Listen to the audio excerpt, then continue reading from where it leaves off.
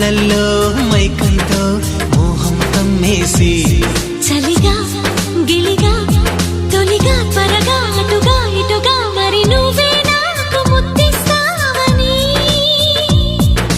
తడివేదాలు ముద్దిస్తావని నమ్మడానికి ఎంత బాగుందో నీకోసం రెక్కల గుర్రం ఎక్కి వస్తానని పగడపు దీనికి నిన్నే నేను తీసుకెళ్తానని